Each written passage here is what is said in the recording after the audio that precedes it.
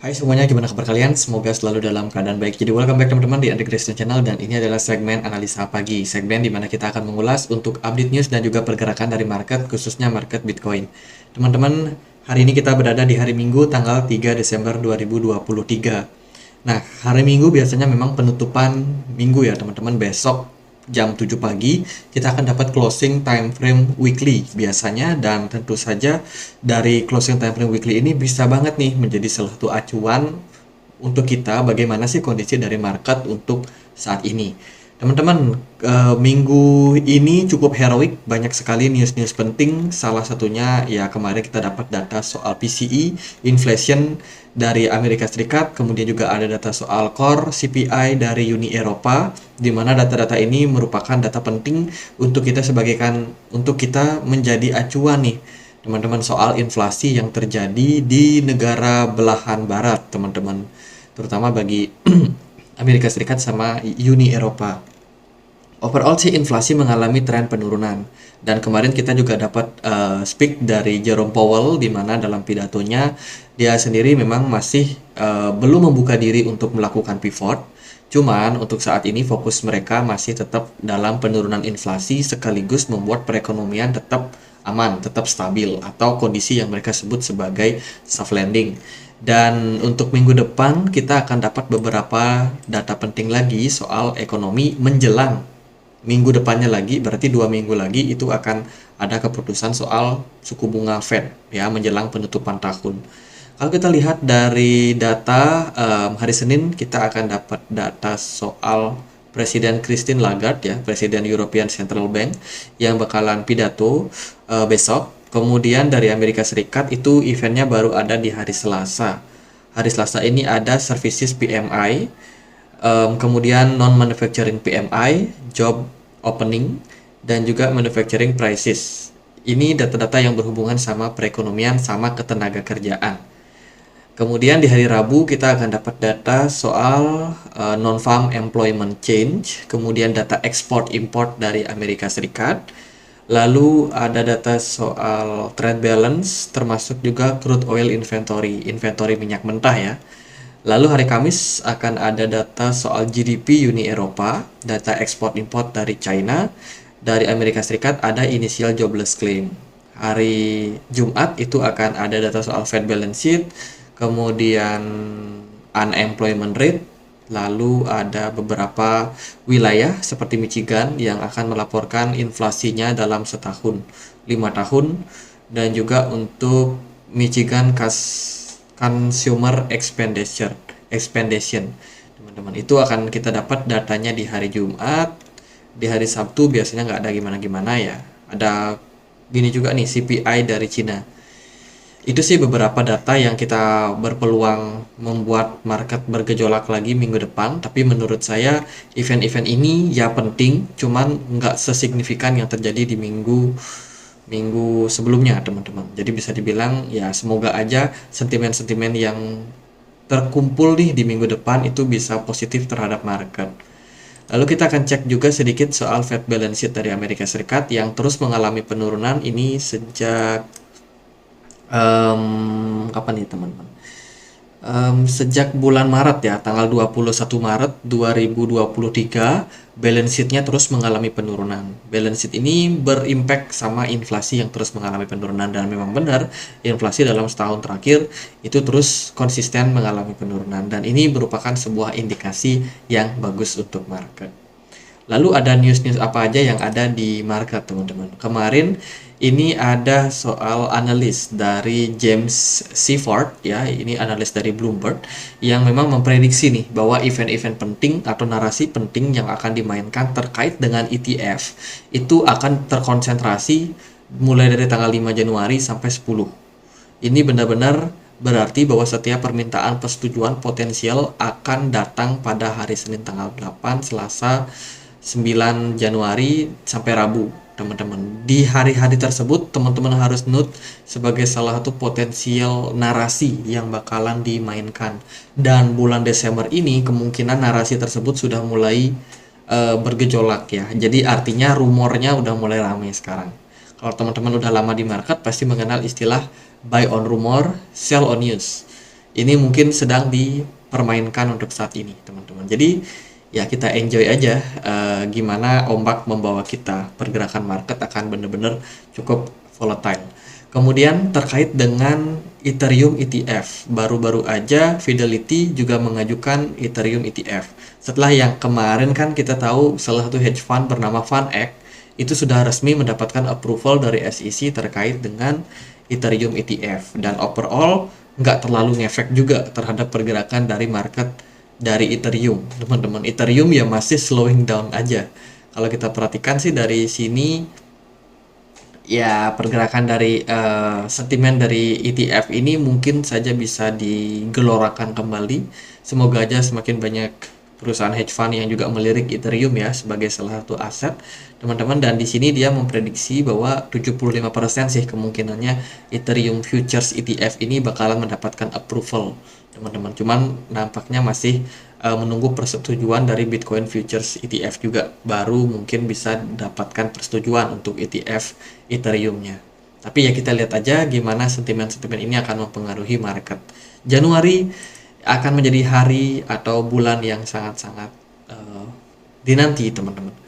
Mari kita lihat juga data dari on-chain. Nah, ini kita bisa menemukan nih data dari pergerakan akumulasi yang dilakukan oleh whales, yang dilakukan memang sejak bulan Oktober, yang meningkat signifikan pada Link atau Chainlink, teman-teman. Chainlink mengalami lonjakan akumulasi ya, terdapat sekitar 200 wallet-wallet besar dengan kepemilikan di atas 50 juta link itu masuk dalam 5 minggu berturut-turut, teman-teman, dengan konsisten terus mengalami akumulasi. Ini adalah sentimen yang positif tentunya untuk Chainlink, apalagi kita baru aja memasuki fase pre-bull market, teman-teman. Belum kita masuk bull marketnya ya. Jadi bakalan sangat-sangat menarik untuk kita lihat 2024 nanti sentimen-sentimen yang ada pada market. Kemudian juga ini data dari Kyberswap. Kyberswap ini berencana untuk memberikan asuransi, katanya akan memberikan kompensasi bagi mereka yang sempat mengalami kerugian di platform mereka. Jadi platform DeFi Kyberswap kemarin kan sempat kena serangan kabarnya. Ya kan, hacker berhasil mengeksploitasi sebagian besar asetnya, dan mereka itu menawarkan 10% kepada hackers kalau mau mengembalikan 90% dananya lagi. Kemudian Kyberswap itu sudah mengklaim nih sudah sekitar 80% progresnya hacker sudah mengembalikan. Tapi ada beberapa sisa yang sepertinya masih belum, teman-teman. Dan ini memberikan mereka peluang nih untuk Kyberswap melakukan kompensasi terhadap kerugian yang dialami oleh investor. Jadi akan bisa diklaim ke depannya, teman-teman. Ini mereka lagi coba untuk data ya. Jadi siapa-siapa saja orang yang rugi di Kyberswap itu akan mendapatkan kompensasi, entah dalam bentuk apa, dan juga apakah 100% atau bagaimana itu tidak disebutkan sih, teman-teman, tapi hanya dikatakan kompensasi saja. Kemudian ada presiden dari El Salvador yang pro Bitcoin, Nayib Bukele, teman-teman. Ini dikabarkan step down atau mengundurkan diri ya dari jabatannya. Bukan karena dia nggak pengen jadi presiden, tapi karena dia pengen fokus kampanye, teman-teman, untuk pemilihan presiden yang akan hadir lagi di 2024 di El Salvador. Jadi kabarnya Nayib Bukele ini mau cuti, mau resign sementara, teman-teman, dan sudah mendapatkan approval dari legislatif atau DPR yang ada di negara tersebut untuk fokus di re-election campaign 2024. Jadi sementara posisinya itu digantikan oleh mana tadi namanya tuh ya? Ya pokoknya oleh presiden wanita ya, kalau nggak salah namanya. Ya adalah, teman-teman. Jadi posisinya itu digantikan sementara. Jadi Nayib Bukele pengen fokus untuk kampanye, teman-teman. Jadi kurang lebih seperti itu. Ya Bitcoin hari ini udah di 39.500 ya, teman-teman. Ada beberapa news sih yang kita sempat post kemarin juga di komunitas Telegram. Aku akan spill juga, teman-teman. Kemarin itu ada soal hakim dari SEC yang kabarnya hakim yang menuntut SEC menyesatkan, teman-teman, karena dalam kasus kripto ya ini ya seorang hakim mengancam akan memberikan sanksi kepada pengacara SEC setelah argumen yang salah. Mereka mendorong pengadilan untuk memberlakukan perintah penahanan sementara. Jadi Ya, ada konflik lah teman-teman di dalam SEC, karena kan SEC ini sangat sentimen ya, apalagi terhadap kasus Depbox kemarin, yang mana sepertinya memang menyudutkan nih, benar-benar menyudutkan kripto teman-teman. Jadi hakimnya melihat bahwa SEC ini tidak netral, tidak berdiri dalam posisi netral, dan ya penuh dengan kepentingan, sepertinya seperti itu.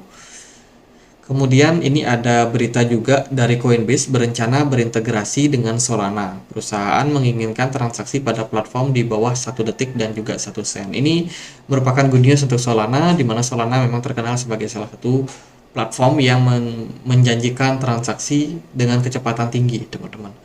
25.000 ya, kalau nggak salah 25.000 transaksi per detik. Jadi Solana berpeluang diadopsi oleh Coinbase. Good news teman-teman. Kemudian datang juga dari Polygon Matic. Matic akan ada beberapa event yang tentunya penting teman-teman. Polygon siapkan kejutan di akhir tahun. Event pertama itu tanggal 7 Desember. Polygon Lab akan ada acara Polygon Connect.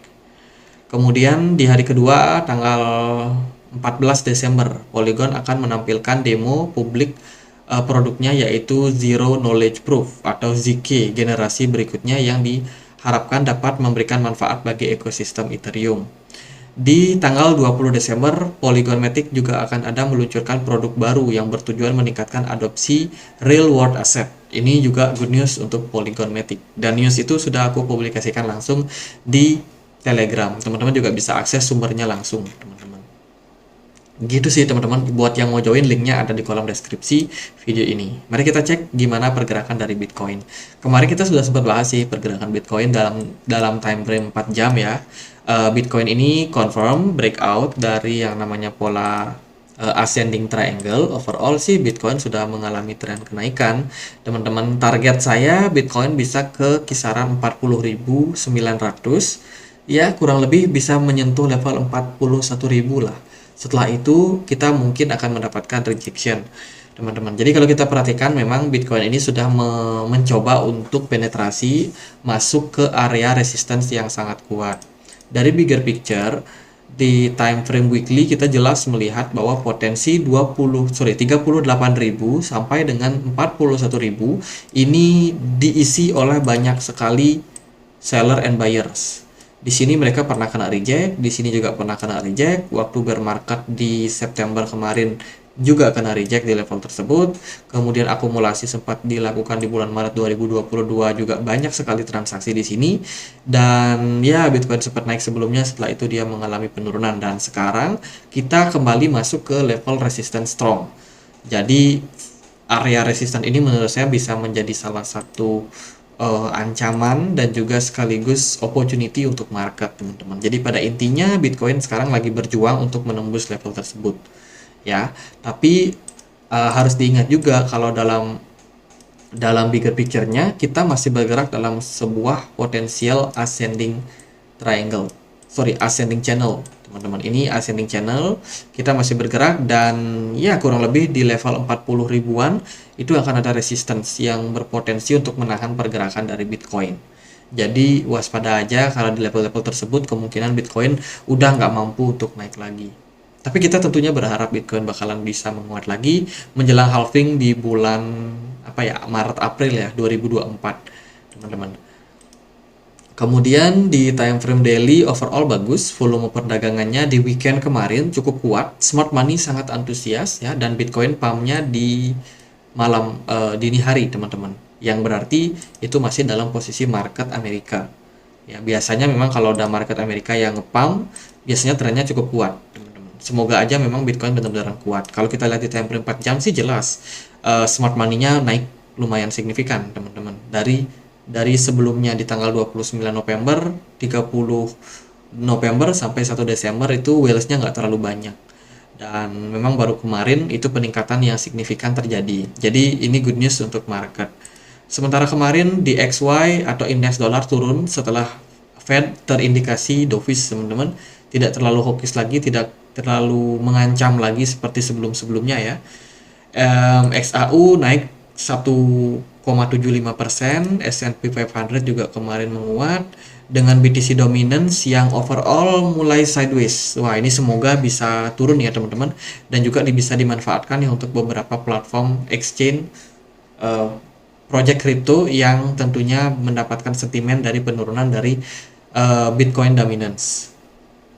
Ada beberapa aset yang saya pantau mengalami kenaikan. Solana kemarin naik lumayan signifikan 5%, kemudian Polygon Matic mau ada event, semoga bisa tetap grow up. Oh ya, buat teman-teman yang lihat update ya, kemarin kita kan sempat spill nih soal Polygon Matic yang potensial head and shoulders. Overall memang sempat turun, tapi di level 0,71 ternyata buyer sudah take control dan sekarang potensi daripada Matic itu tidak lagi turun teman-teman, tapi dia malah membuat yang namanya apa nih, pola pola ascending triangle maybe teman-teman, dan sudah breakout dan sekarang pergerakannya mungkin akan mengarah ke level atas. Jadi yang pasang short di Matic hati-hati. Kemudian dari Curve Finance ini overall juga naik 5% di perdagangan kemarin. Lalu Celestia all time high teman-teman, ada di 8,9 dolar. Nah, yang bilang Tia udah mahal siapa nih teman-teman? Akhirnya dia bikin all time high baru.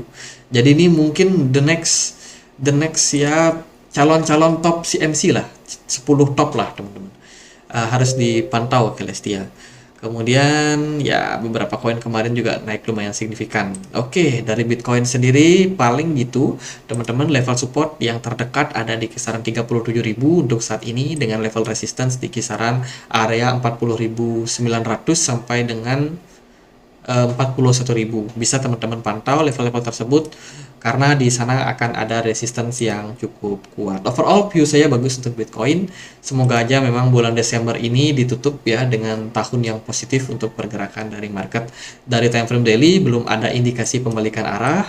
Kemudian dari time frame weekly pun juga nampaknya hari ini besok kita bakalan closing positif. Kalau kita bisa mempertahankan area 39.000 ini, Bitcoin bakalan closing positif di time frame weekly-nya.